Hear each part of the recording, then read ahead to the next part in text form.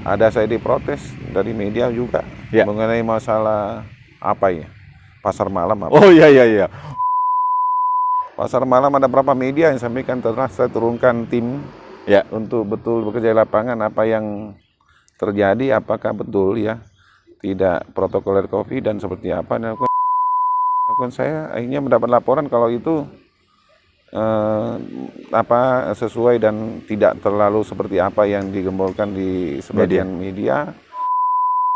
Ini memang menunjukkan bahwa tingkat penularan COVID di Kabupaten Bulukumba saat ini boleh dikata sudah sangat melandai dan ya, orang yang membangun ya tidak punya izin membangun, tolong dipasang di tempatnya bahwa gedung ini tidak memiliki izin membangun. Wah. Saya di Bulukumba bukan untuk saya pribadi, ya, karena saya hanya cinta Bulukumba, saya mau buat apa yang saya lakukan yang terbaik tentunya untuk Bulukumba ke depan.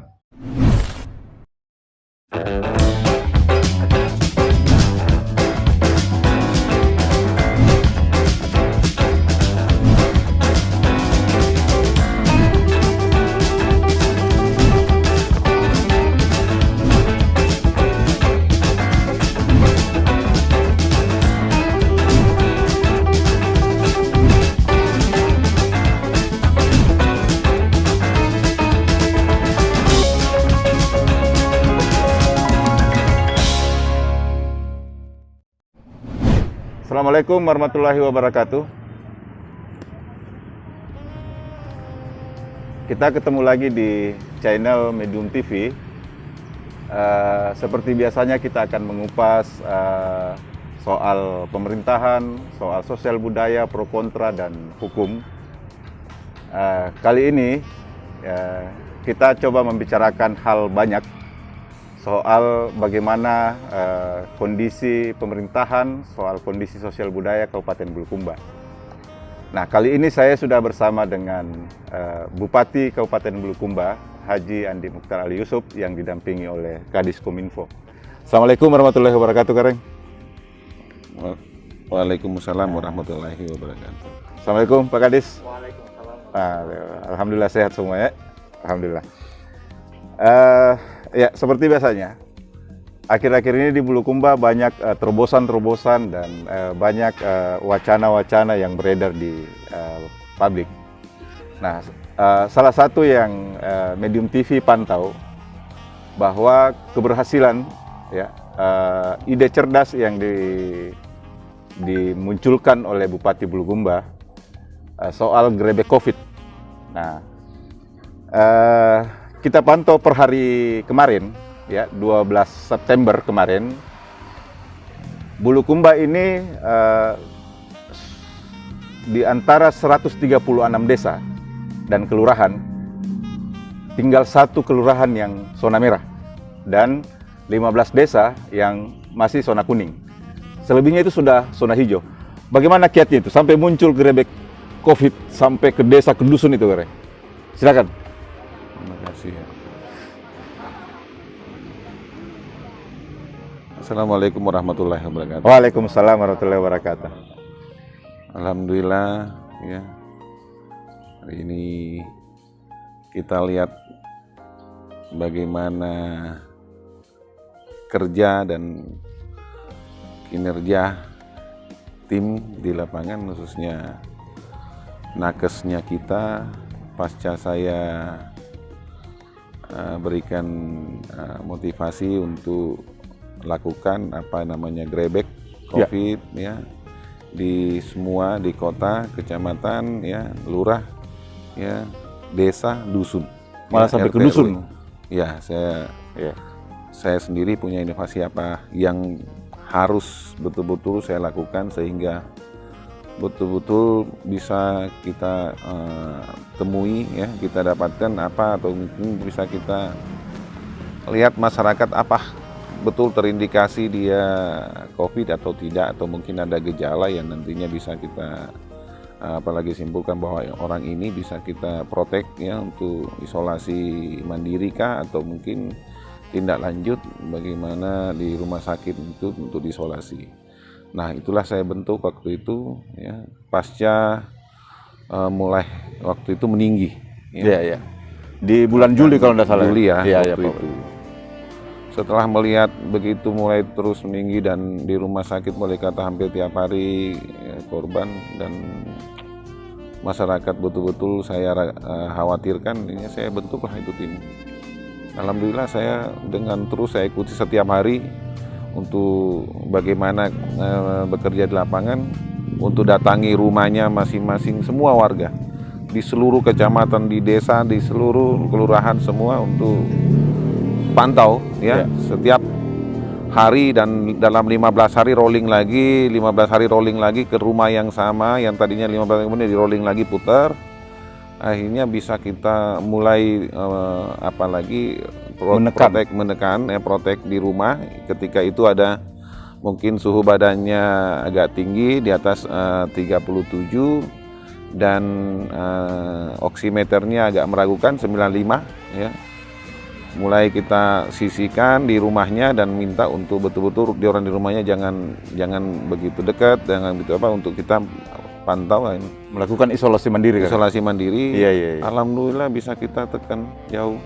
Ya. Dan seterus saya pantau sampai hari ini gitu loh, masih kita ini dan saya tetap tidak mau lengah karena kondisi ini belum tahu kita sampai kapan karena masyarakat tentunya ya masih awam, harus terus diedukasi apa sebenarnya COVID, bagaimana apa yang harus dilakukan dan bagaimana kita menghindari ya, meminimalkan untuk tidak begitu menular ya ke masyarakat. Itu yang betul-betul ya saya sendiri punya inovasi, bukan dari dinas saya, bukan dari kepala dinasnya, bukan dari nakesnya. Saya harus begini karena saya punya kawan di dalam dan di luar negeri, terus saya gali. Berkomunikasi terus. Terus teman saya di Australia ya, di Malaysia, di Jepang, di Jakarta, di Makassar dan di kabupaten lain. Saya coba tanya seperti apa perkembangannya. Dan alhamdulillah saya sendiri apa saya lakukan.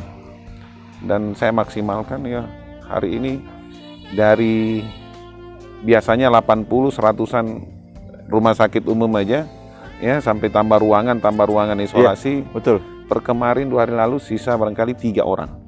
Ya, dari 100-an per hari ya penderita yang kena COVID. Ya. Kan ini yang saya lakukan. Makassar ini kan terkenal dengan Makassar Recovery. Nah, tiba-tiba muncul ini dari Bulukumba Grebek COVID. Wah, ini lebih detail lagi, lebih fokus lagi karena Grebek ini kan sampai ke rumah-rumah. Nah, makanya mungkin sampai ke tingkat dusun keren ya. Iya. Tiba-tiba muncul ide itu. Iya. Apa yang dasar itu, Pak Ubat?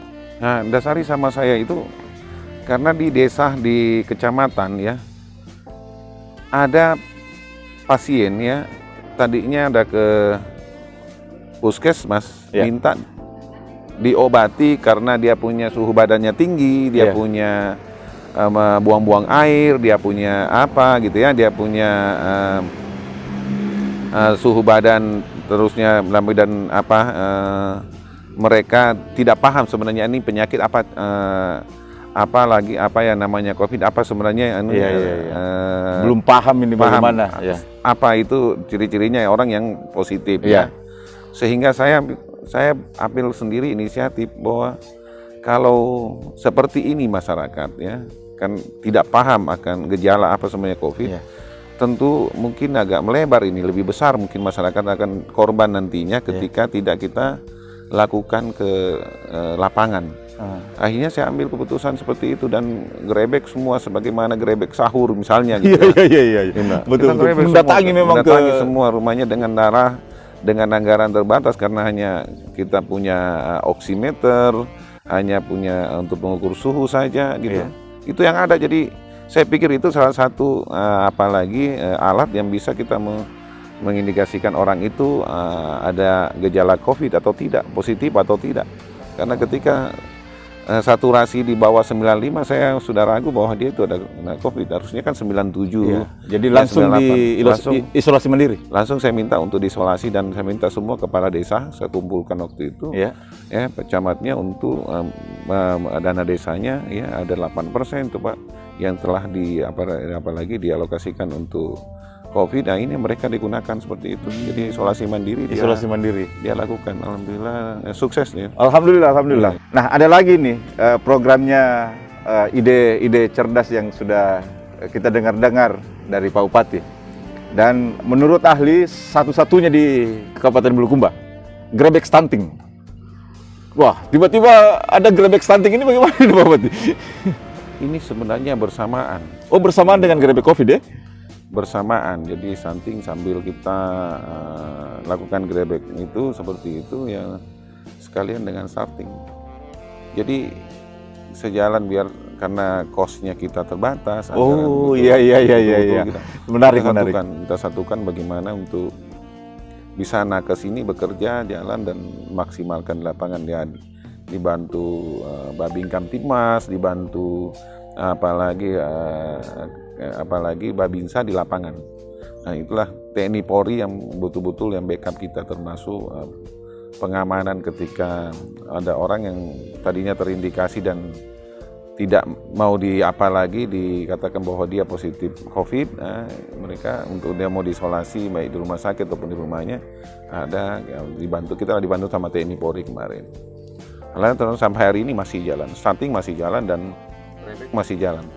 Dan ini kita tidak bisa lengah karena kelihatan di luar lagi kemarin ya, ada lagi namanya kalau ini yang baru-baru ini Delta, ya. Ada lagi Nipah ya. Nipah. Ya, namanya Nipah lagi yang sudah ada di Afrika ya. Di India juga sudah masuk ya namanya apalagi ini Nipah. Kalau dulu ada yang lalu ini baru saya namanya Delta. Ada Nipah lagi. Mudah-mudahan Nipah ini yang tidak itu bisa diproteksi untuk masuk Indonesia karena ini agak sulit. Tamu yang datang ke Indonesia tidak bisa kita bahwa itu tidak terkonfirmasi betul maksimal. Kalau proteksi dari luar bisa kita maksimalkan, insya Allah Indonesia dan Bulukumba saya kira aman. Tapi ketika tamu kita tidak bisa protek betul, ini sulit untuk kita bisa hindari karena kita di sini satu sisi masyarakat kegiatannya untuk mereka punya apalagi kelangsungan hidup, tentunya kita tidak bisa terus bekerja sebagaimana PPKM itu. Iya, betul. Nah, sumber pendapatannya, biayanya, bagaimana kehidupannya mereka, kalau tidak pendapatannya tidak apalagi ya tidak kita biarkan gitu loh untuk mereka berjualan atau mungkin pasar mungkin ditutup ya, dengan PPKM. Nah, ini yang harus kita betul-betul antisipasi. Betul. Sehingga masyarakat juga tetap bisa berjualan, tetap bisa berdagang, tetap bisa melakukan aktivitasnya, tapi dengan SOP COVID juga kita tetap dahulukan. Ya, sebagaimana apa yang terjadi beberapa hari lalu ya mungkin ya ada saya diprotes dari media juga mengenai masalah pasar malam. Oh iya. Bagaimana itu Pak Bupati? Pasar malam ada berapa media yang sampaikan, saya turunkan tim untuk betul bekerja di lapangan apa yang terjadi, apakah betul ya tidak protokoler COVID dan seperti apa. Dan saya akhirnya mendapat laporan kalau itu sesuai dan tidak terlalu seperti apa yang digembolkan di sebagian media. Ini saya bilang saya harusnya, tapi kalau misalnya itu saya harus cabut dan saya berhentikan, tapi referensi yang dari gugus COVID yang bahwa itu betul sesuai dengan lapangan, tidak melanggar dan SOP COVID-nya dilakukan, saya tidak akan berhentikan, saya tidak bubarkan. Saya bilang silakan, semasih dilakukan itu standarnya. Gitu. Standar COVID ya. Saya kira pemerintah ya mengambil keputusan seperti itu untuk bagaimana masyarakat bisa melakukan aktivitas dan di sana mungkin ya dapat ada pendapatan atau mungkin ada PAD yang bisa saya persilakan aja, welcome. Semasih itu yang dilakukan SOP COVID ya. Saya kira itu. Menarik Pak Bupati. Soal ide cerdas grebek stunting dan grebek COVID itu betul-betul sudah dampaknya kita sudah rasakan. Tadi Pak Kadis Pak Bupati, tadi Pak Kadis menyela sedikit bahwa kan data yang kami dapatkan kemarin itu dari 136 desa kelurahan, tinggal 1 kelurahan yang merah dan 15 desa yang 15 desa lagi yang kuning. Selebihnya itu sudah hijau. Nah, kalau data yang per hari ini mungkin ada? Berdasarkan update data tim Satgas COVID-19 Kabupaten Bulukumba bahwa hari ini zonasi untuk Kabupaten Bulukumba sisa 1 kelurahan yang zona orange. Zona orange? Ya, yang lain mayoritas hijau dan selebihnya kuning. Kemudian ada tambahan 4 positif, itu adalah hasil tracing atau hasil pemeriksaan swab yang dilakukan oleh Laboratorium Kimia Farma, Laboratorium Rumah Sakit Wahidin Sudirosodo dan Rumah Sakit Bantaeng. Ya. Jadi bukan hasil tracing yang dilakukan oleh petugas di Kabupaten Bulukumba, berarti itu terjadi di luar Kabupaten Bulukumba. Dan ini memang menunjukkan bahwa tingkat penularan COVID di Kabupaten Bulukumba saat ini boleh dikata sudah sangat melandai. Dan kita berharap bahwa kondisi ini akan selalu terjaga, ditambah dengan fakta bahwa bed occupancy rates di rumah sakit itu menunjukkan tingkat hunian kamar untuk isolasi COVID sangat sedikit. Jadi itu indikator-indikator yang bisa dijadikan ukuran bahwa penularan COVID di Bulukumba bisa ditekan. Ini mungkin sangat berhubungan dengan kebijakan-kebijakan yang dilakukan oleh Bapak Bupati dan petugas di bawah betul-betul secara konsisten bekerja dan melakukan apa yang menjadi arahan dari pimpinan. Seperti dan penting kami sampaikan bahwa ketika tim Gerebek COVID menemukan ada indikasi atau gejala, langsung dilakukan isolasi di desa yang bersangkutan. Oh, ada disiapkan? Iya, ada. Desa menyiapkan isolasi mandiri dan Gerebek COVID ini tentu menyiapkan rumah isolasi berbasis desa ya. Iya. Sehingga kemudian kita berpikir bahwa ketika ini efektif dilakukan akan sulit masyarakat yang terjangkit COVID akan keluar karena mereka diisolasi di desa bersangkutan. Itu yang kami anggap sebagai strategi yang betul-betul efektif yang dilakukan oleh pemerintah Kabupaten Bulukumba di bawah kendali Bapak Bupati. Oke. Nah, tapi Pak Bupati, saya kembali sama Pak Bupati. Kemarin-kemarin ini kan Pak Bupati tidak bisa mutasi apa segala macam kan, karena kena aturan 6 bulan dan 6 bulan sebelum dan 6 bulan sesudah pilkada itu tidak bisa melakukan. Nah, sekarang ini kayaknya sudah lewat ini. Nah, saya cuma pengen bertanya, karena ini sedikit dibicarakan di masyarakat ini, di luar. Kira-kira bagaimana strategi dan apa metode apa yang akan dipakai Pak Bupati untuk menentukan OPD ke depan ini? Apalagi Bulukumba ini mempunyai mengambil keputusan untuk merampingkan dari 37 menjadi 26. Nah, ini kerjaan berat ini. Banyak yang kepala-kepala dinas yang akan hilang ini, tapi ya itu. Mungkin masyarakat akan tahu bagaimana metode dan cara yang harus dilakukan Pak Bupati untuk betul-betul melakukan ini secara profesional. Silakan Pak Bupati. Saya kira dalam sosialisasi saya yang lalu, saya sudah sampaikan bahwa insya Allah di pemerintahan saya akan lakukan nanti untuk semua OPD, semua apalagi perangkat saya tentunya apa yang dikatakan apa saya katakan the right man in the right place. Ya. Saya tempatkan orang pada tempatnya sesuai basicnya, kemampuannya dan wawasannya pasal nanti ya saya apalagi saya buatkan SK sebelum. Terus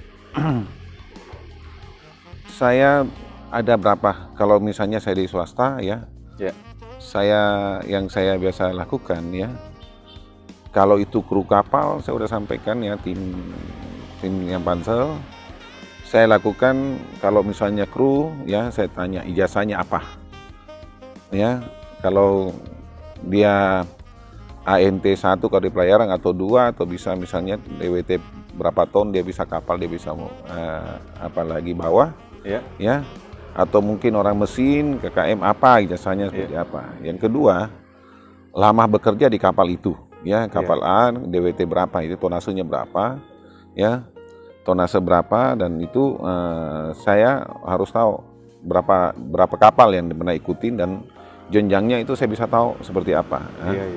Nah, kalau kapal yang manajemennya mungkin ordernya tidak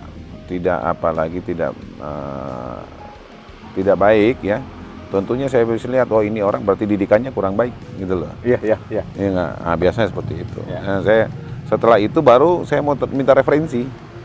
Nah. Ya, referensi di OPD itu di mana dia tempat pernah di OPD mana Ya. gitu loh. Atau kalau dulu saya misalnya di kapal apa. Ya. Setelah itu ya referensi 2 atau 3 orang dari misalnya teman kerjanya sejawatnya yang pernah satu kapal, yang pernah satu kantor, Ya, yang pernah ya. di mana itu. Betul, Nah, betul, baru betul. setelah 2 referensi itu, 2 atau 3 referensi udah, oh ini orang kinerjanya seperti apa. Yang keempat ada ahli fisiologis. Ahli itu kebetulan ya, apalagi saya minta dibantu untuk Bulukumba, kayaknya dia bisa ke Bulukumba sini bantu saya ambil data dan semua, ada wawancarain berapa banyak ya, 10 kecamatan habis. Dan dia setelah itu jadi 4 kriteria bagi saya yang saya udah sarankan untuk harus dilakukan. Berdasarkan regulasi untuk ASN sendiri ada formasi yang dia karena dia sudah ahlinya gitu loh. Iya.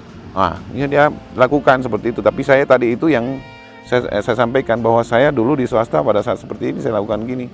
Ya, kalau misalnya saya kasih contoh tadi, Iya. untuk kapten kru kapal misalnya, untuk ABK misalnya, atau KKM atau mualimnya apa semua tentunya baik standar itu, dan saya pilih, alhamdulillah tidak pernah saya salah gitu loh ya. Iya. Sekalipun saya ada salah tapi saya bisa minimal gitu. Ya betul. Nah, ini yang saya kasih gambar dan mereka lakukan seperti ini. Kalau ASN silakan. Dalam dia saya tunggu, saya tidak intervensi seperti apa. Ya, dan Pak Wakil juga tidak seperti apa, saya sudah serahkan sama mereka. Ambil semua datanya, silakan wawancarai, silakan tanya apa kompetensinya, ijazahnya semua, dan semua sebelumnya di mana OPD apa sebelumnya. Lakukan seperti itu, nanti hasilnya untuk diberikan ke saya, untuk saya nanti saya pelajari dan saya tentukan dan saya subatkan SK dan saya suruh apalagi kan saya akan lantik. Iya. Tentunya fakta integritas saya akan lakukan. Saya membuatkan, salah satunya itu fakta ya, integritas. harus gitu loh.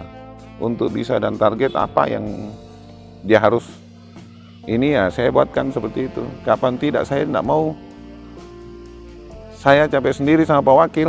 Iya. Betul. Jangan saya menagih PBB saya juga. Iya. Jangan punya kasih ide bagaimana bikin seperti apa ya. Ya. Bagaimana IMB orang seenaknya membangun, saya sendiri apakah benar ada IMB-nya Ya. atau seperti apa, parkirnya begitu banyak nggak diparkir, nggak bagaimana caranya, bagaimana di lapangan seperti apa gitu. Harus dipikirkan oleh bupati dan wakil bupati sendiri. Nah, jangan saya setelah mereka punya skill tentunya baik angkanya mana gitu ya. Ada tentunya ada angka 6, 5, 6, 7, 8, 9 ban. Setelah saya lihat datanya, ya ada berapa banyak OPD ya, angkanya ada banyak 9-nya. Ya, apalagi ASN yang banyak 9-nya, banyak 8-nya. Tapi tidak pernah muncul di permukaan. Ada apa sebenarnya? Saya tanya, saya ini orangnya gimana? Ini begini. Oh, baru saya laporan. Ini yang sebenarnya salah. Sementara dia punya kapasiti, punya kemampuan. Kenapa punya kemampuan? Karena tidak ada pendekatan, mungkin tidak biasa, mungkin dengan pendekatan ke apalagi pengambil kebijakan. Ya. Akhirnya kasihan dia tersisihkan, tidak terpakai. Iya. Sementara dia punya gagasan yang tadinya bisa kita harapkan, yang cerdas, punya wawasan yang cukup, punya skill yang IQ yang bagus. Ya, karena berdasarkan hasil itu ya, Pansel punya data. Saya kira di masa saya nggak perlu harus dekat sama saya atau keluarga saya atau timnya saya, tapi apa yang harus apalagi kemampuan mereka harus saya harus buatkan itu ya, harus saya pakai, bukan yang karena dekat, karena gimana timnya atau bantu saya. Iya. Intinya bahwa Pak Bupati ingin menerapkan profesionalisme. Ya, saya kan pasti profesional karena saya kebiasaan sesuai dengan job dan basic yang kemampuannya. Jadi selain kepangkatan yang sudah secara teknis dimiliki oleh ASN, selain itu Pak Bupati juga akan memakai cara-cara ya pengalaman yang sudah diceritakan tadi. Siap Pak Bupati. Nah, sekarang ini kan banyak masyarakat kita dengar bahwa sekarang ini di kepemimpinan Harapan Baru yang punya tagline dikerja bukan dicerita. Soal pajak dan IMB ini sudah makin dibicarakan bahwa baru sekarang ini IMB diperketat, pajak diperketat. Bagaimana itu? Pak Bupati? Aduh, Bagaimana itu? ini saya di pasca yang lalu saya di DPR ya. Ya. Saya lagi di atas duduk dan salah satu partai ini di atas dia sampaikan bahwa piutang pajak ya Ya. 2014, 15, 16, 17 sekian dan piutang ya seperti ini. Besarnya sekitar 70-an berapa ya. Terus saya namanya di DPR, saya bilang saya nggak bisa ini ya bertanya secara rinci seperti apa, dan saya setelah turun dari tangga selesai rapat, saya sampaikan protokol, saya bilang tolong panggil Dispenda dan Kabid ya, sekretarisnya semua ya. Ya. Ini jam 3 habis asar kita rapat di Pendopo. Saya mau tahu seperti apa itu piutang. Okay? Dan saya bentuk langsung tim tindak lanjut ya untuk mengenai masalah piutang. Ya. Setelah saya ini Agustus ya tanggal 8 pada saat waktu itu. Saya pertanyakan kepada dinas Dispenda berapa capaian hasil PBB Ya. per hari ini sudah bulan Agustus ya enggak. Saya seperti itu dengan jawabannya berarti capaian 8%. Ini sudah Di bulan Agustus bulan Agustus 8%. 8%. Waduh. Iya. Setelah saya itu karena sebelumnya saya juga suruh panggil Tipikor dan Kejaksaan untuk ikut dampingi saya sambil nanti apa yang harus lakukan, dan saya bentuklah tim ya terpadu untuk bisa untuk kejar piutang ya. Piutang ini yang masih tertinggal. Alhamdulillah sampai tadi sudah hampir 40% ya. 40% per dari 8% tidak sebulan. cukup 1 bulan? Sebulan ya. Sebulannya sudah naik 40%. Nah, 40%, jadi khususnya di Luar biasa. PBB ya seperti itu, dan saya terus akan maksimalkan di tunggakan akan pajak yang lain. Saya mulai akan bertindak agak tegas barangkali ya mengenai masalah pengertian masyarakat mungkin karena menganggap bahwa ini hal sepele, tapi saya sampaikan tadi sama ini sebaiknya ya orang yang membangun ya tidak punya izin membangun, tolong dipasang di tempatnya bahwa gedung ini tidak memiliki izin membangun. Waduh, sanksi sosial itu Ya. dilihat-lihat sama orang. Ya, betul. Saya sampaikan gedung ini tidak melunasi PBB-nya. Iya, betul. Nanti saya akan buatkan lagi, saya bilang. Yang tidak bayar PBB ya. Untuk bisa urus di Capil, KTP-nya tidak boleh izin. Oh, jadi nanti di Capil kalau mau urus KTP tidak harus PBB? Iya. Lunasi dulu PBB-nya. Iya. Nanti Betul, mau urus SIM, nanti cerdas. di Polres nanti saya bilang itu ya. Kalau tidak ini urus SIM ya harus lampirkan PBB-nya. PBB-nya sudah bayar enggak gitu loh. Iya. Ada tunggakan pajaknya enggak? Jadi nggak boleh dia bayar. Wah, cerdas. Nggak boleh dia apa lagi Betul. seperti itu. Karena Jadi, itu kewajiban. semua apa yang menjadikan ini mereka terintegrasi semua nanti, jadi dia harus selesaikan dulu. Karena saya mengingat saya pernah waktu itu saya sewa kendaraan di luar negeri ya. Saya waktu itu ketika saya melanggar satu provinsi ya. Saya ditilang ya. Setelah saya kembali ya. Karena di sana ketika itu di Amerika.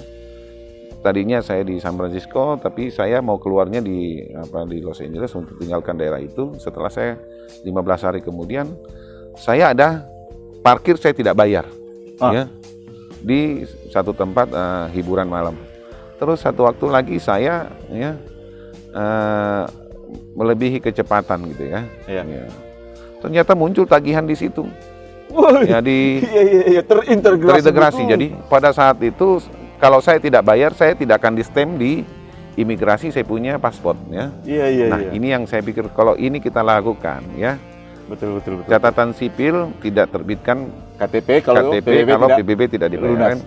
Juga begitu pun surat izin mengemudi khususnya warga Bulukumba yang tidak melampirkan PBB-nya. Supaya nanti semua ya bisa kita apalagi simulasikan ya dengan kondisi masih sekalipun masih kondisi kita punya ini masih belum digital, masih manual, tapi itu yang persyaratan paling tidak ya bisa mengedukasi masyarakat bagaimana dia lebih sadar ya membayar pajak. Iya, iya. Untuk Bulukumba. Untuk Bulukumba. Betul, Ya. betul. Cerdas Ya, sekali ini ide. untuk Bulukumba. Iya. Kapan tidak ya, karena kenapa saya perhatikan juga ya. PBB kita udah 10 tahun lebih tidak berubah, masih itu aja terus. Iya. Nah, itu yang tempat lain seperti Goa sudah lakukan sudah tiga kali dia upgrade, dia punya Update dia data, itu objek pajak. objek pajak. Iya, iya. Sampai hari ini kita udah 10 tahun lebih udah expire berapa kali, harusnya sudah kita dirubah berapa kali tidak diupdate. Begitupun PPHTB dan lain-lain mereka udah ketiga kalinya mereka rubah, dan kita tidak jadi lakukan sonasi akan pajak apa semua, sehingga bisa ini ada anggaran, ada uang ya PAD untuk membiayai ini. Kita punya apa yang di Bulukumba tentunya yang menjadikan apa untuk menjadi fasilitas tentunya untuk Bulukumba sendiri. Betul. Ya, bagaimana kita mau apalagi membangun kalau cuma pajak aja seperti itu kita tidak perhatikan ya, kita masyarakat tidak mengerti. Sementara fasiliti ya banyak yang harus kita kerjakan, banyak harus kita perbaiki dan anggaran apalagi di kondisi pandemik ini pemerintah sangat terbatas anggaran tentunya dari pusat. Saya kira itu yang harus saya lakukan dan saya tidak lanjuti segera.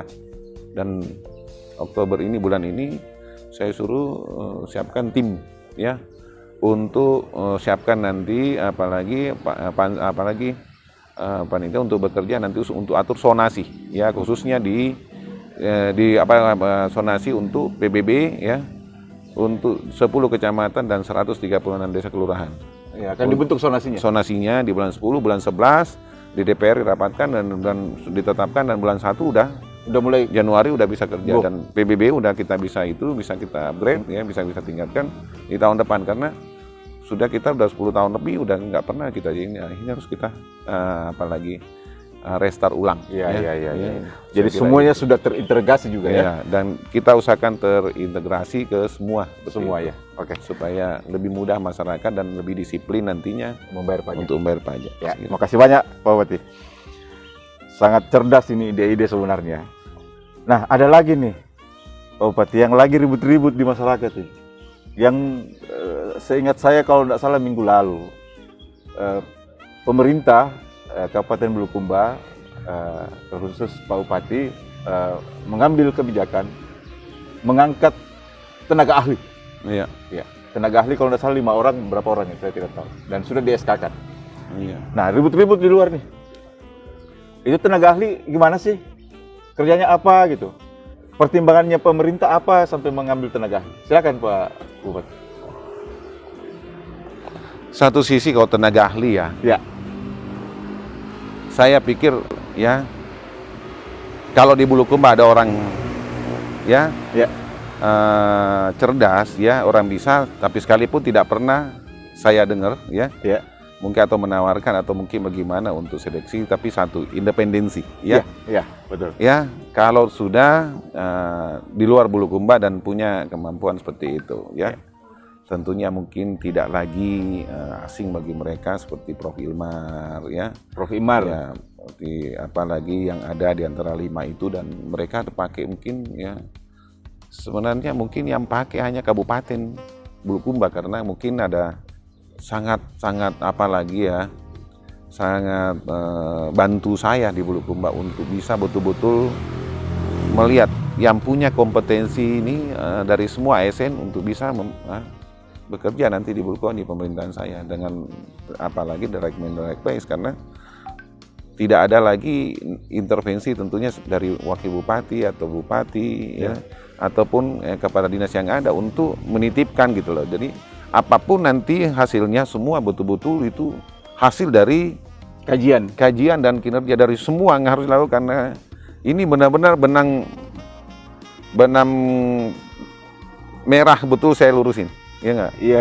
Ya, karena mungkin yang lalu ya tidak punya kompetensi atau mungkin masih ada jauh lebih di bawah, di atas gitu dibanding yang ini, tapi tidak tadi yang saya bilang, tidak mereka pernah ada pendekatan atau mungkin kalau atau dulu ada masalah seperti apa, mungkin karena titipan, sekarang nggak ada lagi. Nggak ada lagi titipan. Nggak ada lagi. Iya. Betul-betul akan disaring, diseleksi betul dari ketat. Semua dengan ketat. Ya semua baik apa, nggak ada ceritanya bagaimana, tunjukkan seperti itu. Nah, nanti saya melihat hasilnya seperti apa nanti. Hasilnya itu karena saya lihat berdasarkan data ada angka 7, ada mungkin angka 8-nya, ada angka 9-nya dari 15-an mungkin kriteria mungkin ya seperti itu berdasarkan kalau ASN. Kalau saya di swasta hanya 4 ya. Ya kalau di ASN mungkin ada berapa, lebih 10 lah ya. Ada yang banyak 9-nya, tapi ada yang ada 5-nya, ya, 6-nya gitu loh. Nah itu menunjukkan dari mereka punya track recordnya, pasca dia dulu dia bekerja di OPDA sampai B atau sampai Z misalnya. Nah, itu track recordnya kurang bagus gitu. Nah, mungkin itu angkanya 5 mungkin. Tapi kalau mungkin dari kerjanya bagus dari OPDA dinas A ke Z, mungkin ya situ ada 9 dan pasca ininya apa semua pertanyaannya pada saat itu konsultannya mungkin ya itu yang menjadikan mereka mungkin ya harus kita pakai untuk nanti menempatkan job yang harusnya mereka itu kan betul kan. Tidak lagi menempatkan orang yang hanya karena atensi atau karena titipan atau karena family, karena dekat. Itu salah. Karena tim sukses. Karena tim sukses salah. Sepakat. Iya. Nah, kan tadi disebut Prof Imar. Nah, ini Prof Imar yang sedikit diributkan di luar ini. Karena katanya ada hubungan emosional dengan Pak Bupati. Bagaimana itu? Saya kira jangan lihat hubungan saya ya. Hubungan emosional sama mereka ya. Saya kira saya sangat profesional ya ketika ada orang ya yang kira-kira siapa saja dan kebetulan hanya dia juga di Kota Makassar dipakai ya di Pemprov dipakai, malah dulu di DKI dipakai. Kenapa saya Bulukumba saya nggak pakai? Bersyukur malah kita bisa dapatkan beliau. Saya rasa kalau dia bilang itu dia pakai dan sekalipun dia sangat sibuk ya, mereka masih tempatkan apalagi mesempatkan untuk dia bahasa bantu di Bulukumba. Saya yakin mereka ini nggak seberapa dan saya juga ada lead time. Pasca hanya pemerintahan bukan setahun, bukan 5 tahun, cuma berapa? Kalau mungkin habis dengan 2 bulan, 3 bulan selesai, 3 bulan udah selesai. Oh, jadi sifatnya dia ad hoc? Iya, sifatnya ad hoc dan per 3 bulan akan dievaluasi? Iya, kalau sudah selesai untuk apalagi kan saya bantu saya. Ini yang Cuman tidak baik barangkali kalau dia punya pendidikan, mungkin dia profesor, saya tidak berikan mungkin haknya. Tapi kalau misalnya saya pribadi sendiri jujur aja saya bilang untuk apa saya bilang saya uangkan. Saya pribadi. Tapi kalau pemerintah kan tentunya berikan, saya kira kompensasi sesuai dengan kompetensinya. Saya kira juga keahliannya. Saya kira kalau saya juga nggak pasti yang saya bilang kalau itu angkanya pasti termurah dari antara semua. Dari semua yang nggak mungkin dari semua tenaga ahli. Dan saya yakin mereka udah dikenal mungkin di timur sini, di Indonesia Timur, dan mereka tuh sudah dipakai di semua. Dia di Papua dipakai saya kira di Ambon dipakai. Kayak ada Andi Irwan Nur juga saya. Mereka juga dipakai di Sultra. Mereka dipakai, mereka juga cerdas. Kenapa enggak gitu? Dan independensinya itu saya yakin mereka betul-betul mendahulukan untuk ini demi mau lihat Bulukumba itu aja. Dan sumbangsinya kepada saya. Karena saya dia pikir memang apa sih dia bilang, apa yang saya bisa bantukan saya, bantu apa gitu, selain hanya itu. Kalau di sisi lain mungkin bantu sama saya untuk cari apa investasi ke Bulukumba, mungkin mereka dia mesti lebih akui saya. Iya betul. Tapi dari sisi mungkin keilmuannya keahliannya yang selama ini dia bawa ini dia bisa bantu di Bulukumba, kenapa enggak, why not ya.